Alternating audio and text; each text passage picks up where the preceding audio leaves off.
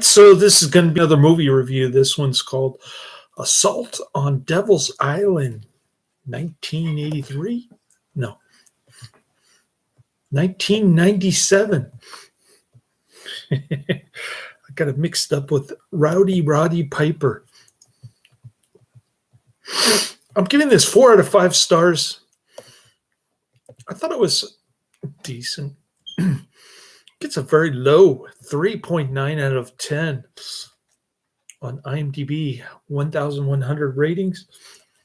It's got Terry Hulk Hogan leading an elite Navy SEALs team. What they're doing in Mexico, I don't know, but it's all covert stuff towards the end. They are chosen for an audacious mission. Yeah, I guess you could say that. Going into Mexico after a drug dealer, played by the great Billy Drago. He doesn't get his head chopped off in this one. To rescue a group of nationals being held captive by drug lord soldiers who want their leader released. Okay, that happens later. Yeah. Yep. There's a very young-looking Filipina gal in this one with short hair. And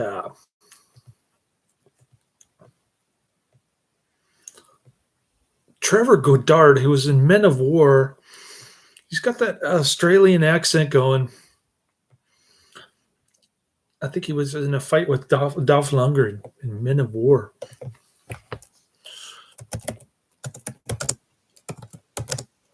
He's got the hots for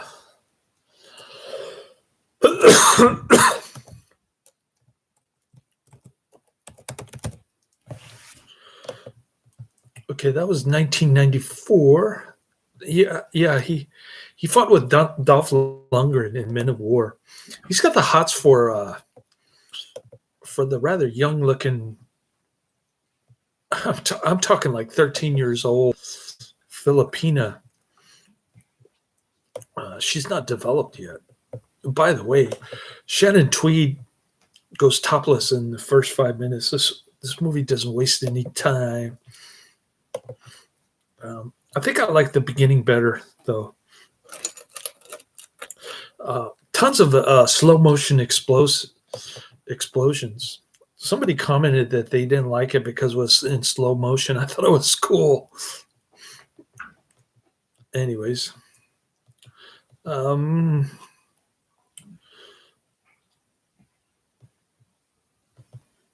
the weeks leading up to its premiere, Eric Bischoff encouraged viewers of WCW Monday Nitro 1995 to watch the film by staging the long-awaited WCW 1997 contract signing between Hollywood Hulk Hogan, which I guess was his heel name when he became a bad guy or something. He changed his name.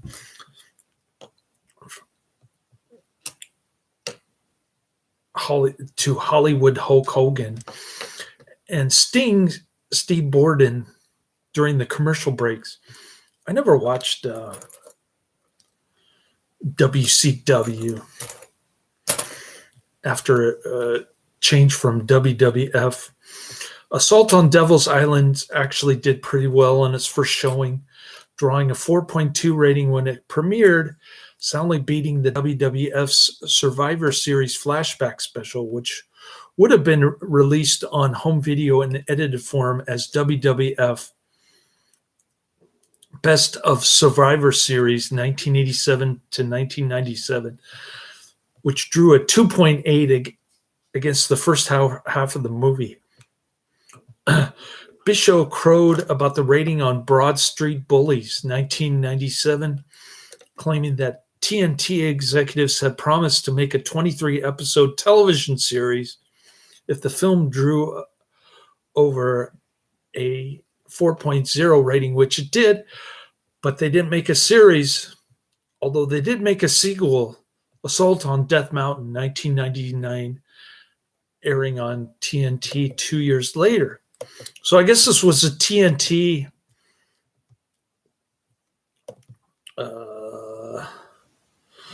television movie out, but I don't know if they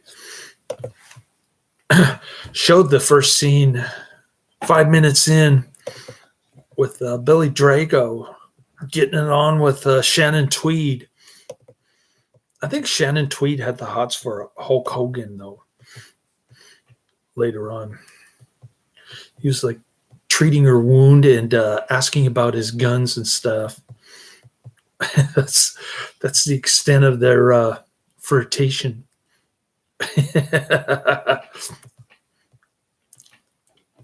They're calling this a brainless action film.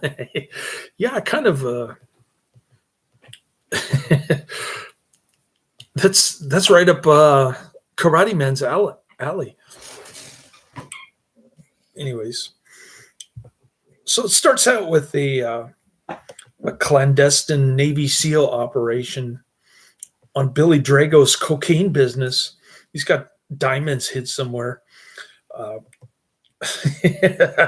Shannon Tweed is sporting her fake Russian accent and getting it on with Billy Drago. Be sleazy, player. Be sleazy.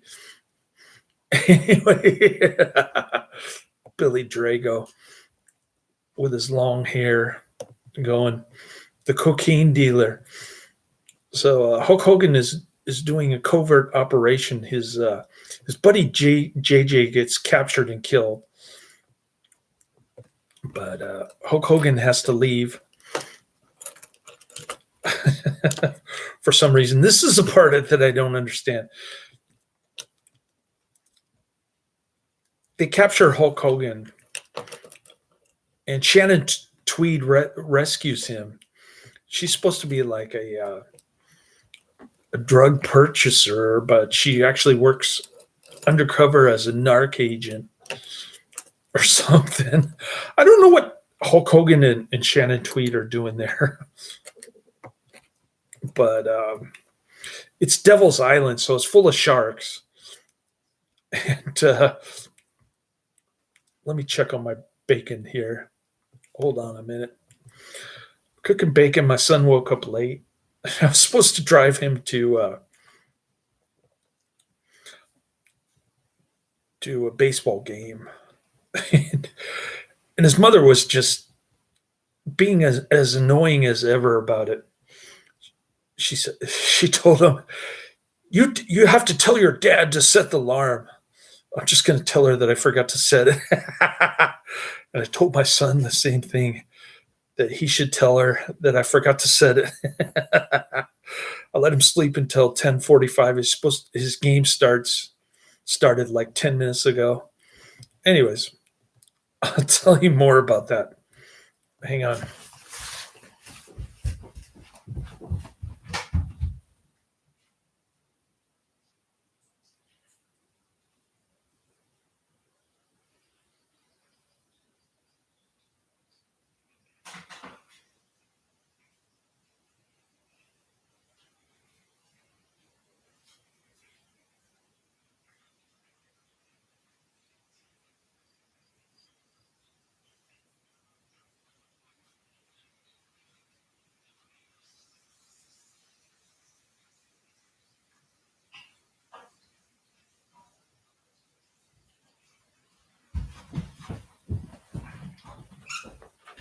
Sorry, I had to flip over the bacon. It's cooking up nice.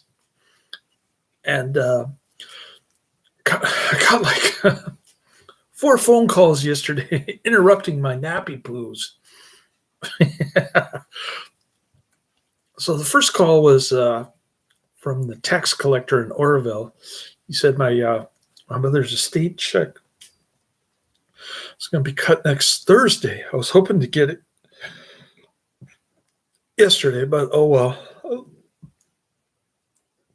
Thursday works. He said he's going to mail it Thursday, and hopefully I'll get it Friday, a week from today. Or no, a week from yesterday.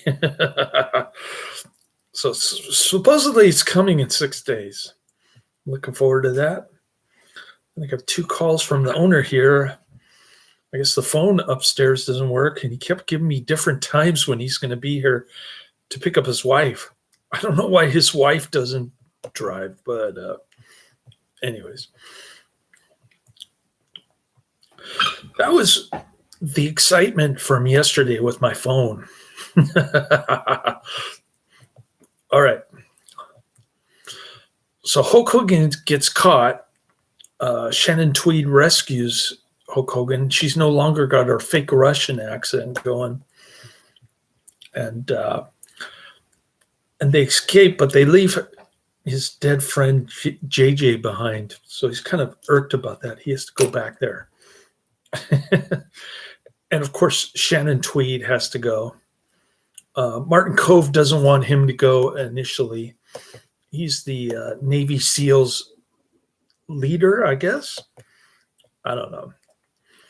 And Carl Weathers is in it too. You got Billy Blanks. All these guys. Anyways. So it starts out with Hulk Hogan and Shannon Tweed and Carl Weathers. Trevor Goddard as Fraker was a Navy SEAL with his Australian accent, which didn't make sense. And and we're working with Billy Drago. Carlos Galindo plays a Hispanic guy living south of the border on this Devil's Island with all these sharks. And he's also got a place in Santo Domingo, which is a different place south of the border. Anyways, so Hulk Hogan, Shannon Tweed, and Carl Weathers, they all go to rescue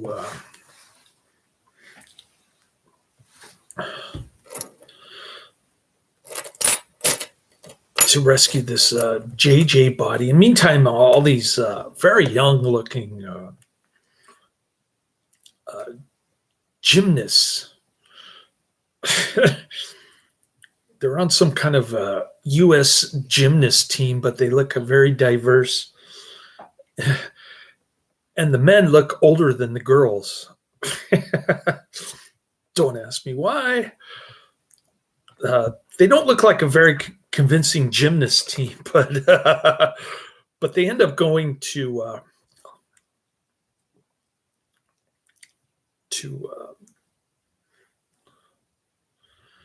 they end up getting kidnapped in a prison because Hulk Hogan and Shannon Tweed captured Billy Drago, the drug dealer, the Galindo guy. So Fraker, excuse me, played by Trevor Goddard. He's the one who set up Hulk Hogan in the beginning.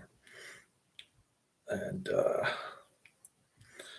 Billy Drago was just waiting for him. He says, "Thanks, Fraker, for capturing Hulk Hogan for me." But then Shannon Tweed rescued him. Okay. So Fraker kidnaps all these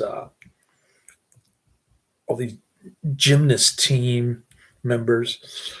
He tells them that they're going to the Bahamas, and they end up flying south and getting kidnapped, thrown in a cage with the water. They're going to be drowned and all this stuff if Billy Drago doesn't come back. So somebody in the government, this black dude who wants to negotiate, he says, "Let's make the exchange." And he's over Martin Kove's head, the guy who plays Andy Powers. There's a lot of movies, including Karate Kid series. So you got Trevor Goddard from Men of War and Martin Kove from the Karate Kid series. And Billy Blanks. He's in a bunch of movies that Karate Man likes. Anyways. Now Martin Kove is PO'd about the politics of the situation. So he calls it a covert operation, and he joins Hulk Hogan. Okay, he delivers Billy Drago, then he gets captured, thrown in the cage, and Hulk Hogan, Carl Weathers, and Shannon Tweed are battling Trevor Goddard and Billy Drago, on this Devil's Island. What I don't get in the beginning is why Shannon Tweed said that Billy Drago's boat was waiting for him. Then next scene, they end up swimming with the sharks. Hulk Hogan gets bit, and Shannon Tweed pulls out the shark tooth, puts it on a chain for Hulk Hogan to wear. And she says, "Wear this for good luck." Hulk Hogan goes, "Okay, yes, ma'am." But that the whole scene, the transition from looking for Billy Drago's boat to go into the sea with all these hungry sharks, that part didn't make sense to me.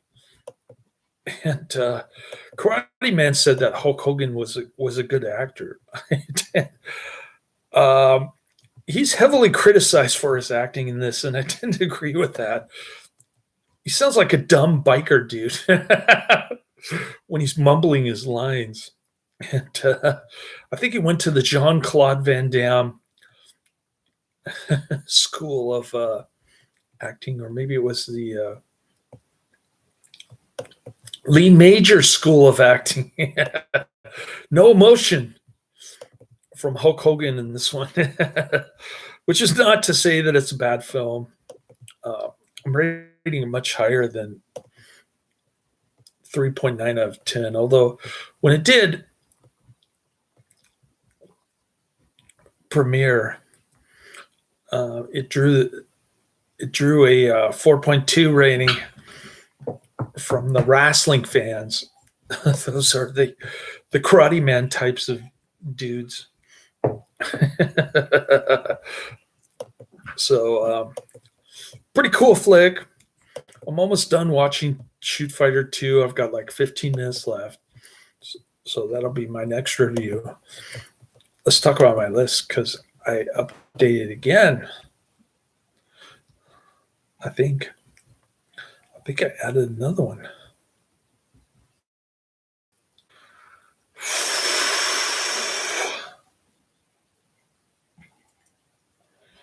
Let's see what we got here. Oh, yeah. Adrian finally saw my Hell Comes to Frogtown review. Finally. All right. And so he mentioned Program to Kill and the Frogtown sequel. So I added those to my list. Okay, I've got Shoot Fighter 2, which I'm almost done watching. Samurai Cop. Attack of the Mayan Mummy. The Assassination. The Screaming Skull. Slaughter's Big Ripoff. The Italian Connection. Track of the Moon Beast. Tormented. Mackenzie's Island. Blonde Savage. Program to Kill. And Frogtown 2. Return to Frogtown. So cool. Added a couple more, and we'll keep going down the list, knocking these out. Maybe I can get 4 in today, and we'll see later.